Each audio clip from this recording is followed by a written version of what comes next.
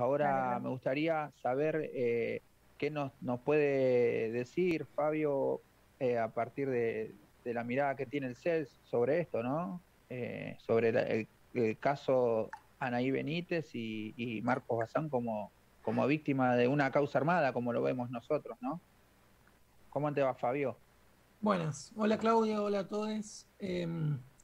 Bueno, yo trabajo en el CELS, soy abogado del equipo de política criminal y violencia en el encierro y juntos con Agustín y con Luciano, que son compañeros míos, también trabajamos todo lo que tiene que ver una agenda de lo que se llaman causas armadas. Esto nosotros lo vemos y lo analizamos desde dos puntos de vista. Primero, desde lo que implica la violencia institucional en estos casos por las fuerzas de seguridad, una persona que es hostigada y luego condenada por un delito que no cometió, y por el otro lado, desde la cuestión de la política criminal. La provincia de Buenos Aires tiene una sobrepoblación penitenciaria atroz, las condiciones de detención son inimaginables para cualquier persona que no haya conocido una comisaría o una cárcel.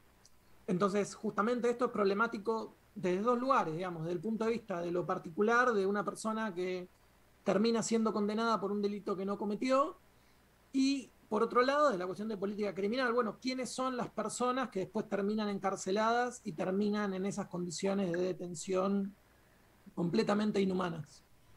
Eh, el caso de Marcos, en ese sentido, nosotros lo vemos como una causa que tiene muchísimas características de lo que es una causa armada. Lo primero que habría que decir es que no, lamentablemente lo que pasa con Marcos no es un hecho aislado en la provincia de Buenos Aires y en el país, sino que hay muchísimas personas que todos los días son detenidas o terminan enfrentando procesos penales sin que haya ningún tipo de evidencia o muy poca evidencia sobre ellos. Y esto tiene que ver no con, muchas veces sí tiene que ver con una animosidad particular de un miembro de una fuerza de seguridad con otra persona, pero en realidad es una práctica institucional. Es cómo piensa el Ministerio Público Fiscal la investigación de los casos y cómo se forman a la fuerza de seguridad para investigar este tipo de casos. Entonces, como la formación es nula y mala, lo que termina sucediendo es que las fuerzas de seguridad entienden que muchísimas prácticas son válidas para poder investigar los delitos. Y acá se enmarcan, bueno, un montón de cosas que mencionaba Tamara, allanamientos que son irregulares, recolecciones de medida de prueba que no se hacen o que no respetan los procedimientos como deberían hacerse, y investigaciones que no se piensan desde el punto de vista de poder dar una respuesta sobre lo que realmente pasó, sino que se dirigen hacia una determinada persona y que lo que buscan es cerrarse de manera rápida para, por una cuestión estadística, como para que dar la sensación de que la justicia responde, entonces las investigaciones se cierran rápido y mal.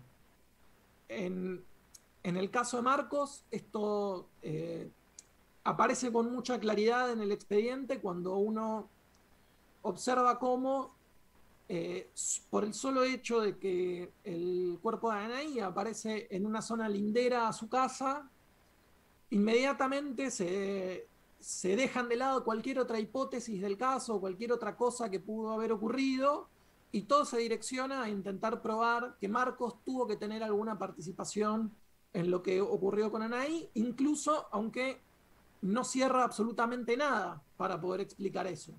Y acá es importante recuperar un montón de cosas que mencionaba Tamara, que es que ninguno de los testigos que conocían ahí pudo ubicar un vínculo con Marcos, o sea, pudo ubicar que ellos se conocieran. A Marcos se le secuestró el teléfono y su teléfono se peritó. No se pudo probar ni que Marcos tuviera agendado el teléfono de Anaí, ni que tuviera agendado el teléfono de ningún contacto de alguna persona que Anaí conociera. No hay probado ningún flujo de comunicaciones entre ellos dos. Y sin embargo, el tribunal en la sentencia da probada una relación entre ellos dos de mucho conocimiento.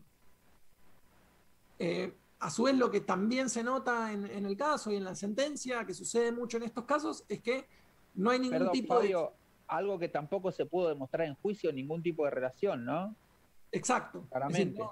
porque los testigos no pudieron, eh, no lo conocían a Marcos, los testigos que eran amigos de Anaí no lo conocían a Marcos, y tampoco se pudo probar la relación entre Marcos y el otro imputado de la causa, Villalba, respecto al cual sí se habían encontrado rastros genéticos que lo vinculaban con Anaí, más allá de que uno después tuviera que analizar, bueno, cómo se puede hacer ese vínculo, pero no había ningún vínculo entre Villalba y Marcos y nadie que pudiera aclarar eso. Eh, por otro lado, algo que es muy habitual en este tipo de investigaciones que se hacen mal, es que uno encuentra cuando lee la sentencia del tribunal que no hay ningún tipo de explicación respecto a lo que pasó con la víctima. Si uno piensa en un caso tan atroz como fue el femicidio de Anaí, en el cual ella estuvo privada de su libertad durante unos días y luego fue asesinada y su cuerpo se descartó, uno debería pensar que ese crimen deja muchísimas huellas genéticas, rastros del lugar donde estuvo, donde ella estuvo privada de su libertad durante ese tiempo. Ella fue abusada sexualmente o se presume que fue abusada sexualmente, entonces eso también deja muchísimos rastros. Bueno, nada de todo eso se pudo establecer en la casa de Marcos, por más que la casa de Marcos fue allanada muchísimas veces. Encontraron, de hecho, y esto es algo que surge del expediente, rastros genéticos de un montón de personas que lo conocían a Marcos, que habían estado en su casa. La casa de Marcos no se había limpiado específicamente para un allanamiento. Había signos que daban a entender que muchas personas habían estado en esa casa en algún momento. Sin embargo, una persona que estuvo, según la sentencia, cautiva en la casa de Marcos durante muchos días, no había ni un pelo, ni ningún rastro de piel, absolutamente nada que pudiera probar que eso ocurrió. Eh, y por otro lado, lo que sucede es que no hay una finalidad clara de querer investigar. Digo, en este caso, el Estado tiene una responsabilidad internacional ante un femicidio, ante un crimen de estas características, de garantizar una tutela judicial efectiva, que es poder dar una respuesta, poder explicar qué fue lo que pasó con esa persona y pudiendo explicar qué fue lo que pasó con esa persona, tomar una serie de medidas para que hechos de estas características no puedan volver a ocurrir. Bueno, eso no existe. ¿Por qué? Porque no se indagó sobre ninguna otra hipótesis que fuera más razonable o que pudiera explicar qué fue lo que pasó con Anaí. Luego, se encontraron rastros genéticos de una persona, que es Marcelo Villalba, se encontró el celular de Anaí en manos de uno de los hijos de Marcelo Villalba. Marcelo Villalba reconoció haberle dado ese teléfono a uno de sus hijos, y sin embargo, no hay ninguna explicación de cómo eso sucedió en la investigación, de cómo se la secuestraron ahí, de cómo se la llevó hasta la casa de Marcos, de si participaron más personas en el hecho o no. Incluso si uno analiza los peritajes son completamente contradictorios entre cómo era la tierra en el lugar en el que fue encontrada el cuerpo de Anaí y otros rastros de tierra que tenía en su ropa. Y sin embargo, nada de eso eh, aparece explicado en la causa. Y lo que uno encuentra es que todas las medidas de prueba son solamente indicios, y indicios que puestos por sí solos no dicen nada, mucho menos para condenar a una persona por el delito más grave y a la pena más grave del Código Penal. Fabio, y en base a esto que decís, ¿no? Que hablas de todo, esto tiene que ver todo con lo que hablaste de todo lo que está en la causa, de todo lo que figura en la causa, ¿no? Y teniendo en cuenta que ahora Marcos se juega una carta muy importante, ¿no? En esta audiencia y ahora Casación tiene la oportunidad de devolver a Marcos lo que le quitó ese tribunal, ¿no? En ese juicio tan injusto, ¿no? Ustedes estuvieron presente en varias oportunidades en el juicio. ¿Qué vieron, qué irregularidades vieron ustedes en el juicio a Marcos? En ese juicio que a nosotros nos pareció totalmente injusto, ¿no? Y justo en el marco de la pandemia, uno de los pocos sentencias o condenas en principio de la pandemia, ¿no? ¿Qué pudieron ver ustedes? Bueno, principalmente lo que nosotros observamos en el debate es que hubo comportamiento del tribunal cuando uno presencia un debate oral los jueces, que son quienes después tienen que emitir la sentencia, no son los encargados de la investigación y no son quienes tienen que tratar de demostrar la culpabilidad del imputado. Quien tiene esa tarea en un debate oral es el fiscal, que es quien lleva adelante la acusación. Una de las cosas que nosotros pudimos observar en el debate es que por lo menos uno de los vocales del tribunal tenía una animosidad constante contra los testigos. Algo muy importante es que en el debate, como la prueba y la instrucción es escrita y el proceso tiene que ser oral, en el debate se tiene que recrear toda la prueba que se generó previamente. Esto incluye los testimonios. Y esto incluye la posibilidad de que los testimonios, como son escritos, en el momento queda solo un acta, las personas oralmente puedan rectificar o puedan explicar un poco mejor qué fue lo que declararon en una primera instancia. Entonces, lo que uno observó en las audiencias es que había muchos testigos que al momento de tener que declarar en el debate, no en sede policial o no en sede de la fiscalía, no declaraban de la misma manera o con la misma vehemencia que aparecía en la causa. Y esto es algo que se nota mucho también en este tipo de procedimientos, porque lo que sucede es que muchas veces hablamos de personas que no saben cómo es una declaración, no tienen este tipo de experiencia, entonces de repente te llevan a un cuarto, te hacen hablar y después te dan un papel para que vos lo firmes y no hay una real conciencia de, bueno, si efectivamente se plasmó lo que yo dije o no, sino que parece más un trámite burocrático. Por eso es que la oportunidad de declararse en el juicio. Lo que se notó en el debate es que hubo con mucha insistencia para tratar de que los testigos confirmaran cosas que no aparecían, sobre todo con tratar de dar a entender que Marcos tuvo comportamientos irregulares previo a, como que los días en los que presuntamente Anaí estuvo secuestrada en su casa, él tuvo comportamientos extraños. Y esto tampoco se pudo acreditar en el juicio. Y sí hubo una animosidad clara del tribunal, que de hecho hace algo que es muy peligroso, y que nosotros hicimos una presentación ante casación en lo que se llama un amicus curiae, que es para tratar de, como tercero ajeno no interesado en el caso, brindarle herramientas al tribunal para que pueda resolver conforme a derecho.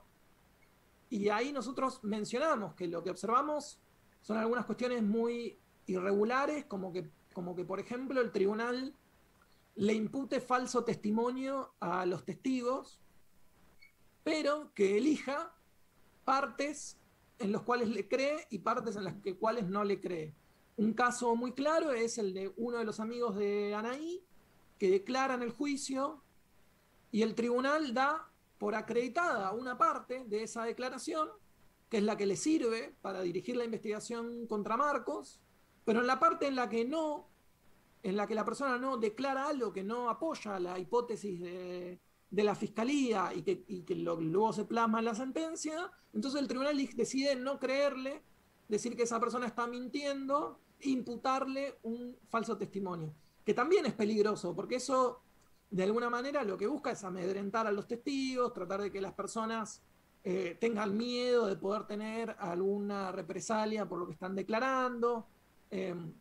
Lo mismo ocurre con los testigos de descargo de Marcos, las personas, sus amigos que pudieron declarar en el debate y dar fe que en el momento en el cual se supone que todos estos hechos estaban ocurriendo, Marcos estaba en otra situación, o se había comunicado con ellos, o se había visto.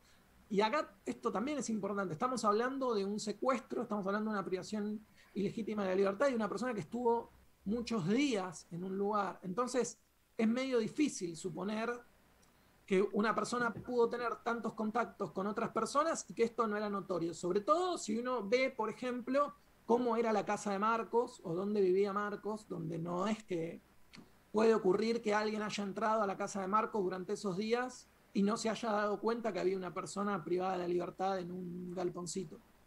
Fabio, entonces ustedes lo que observan es irregularidades desde la parte policial, irregularidades desde la parte judicial, ¿no? Como que acá no hay lugar donde Marcos pueda tener una oportunidad digamos, de justicia, entre comillas, ¿no? Entonces, ¿qué hace pensar al SEC que acá podría haber algo diferente en casación? ¿Qué es lo que tendría que resolver casación?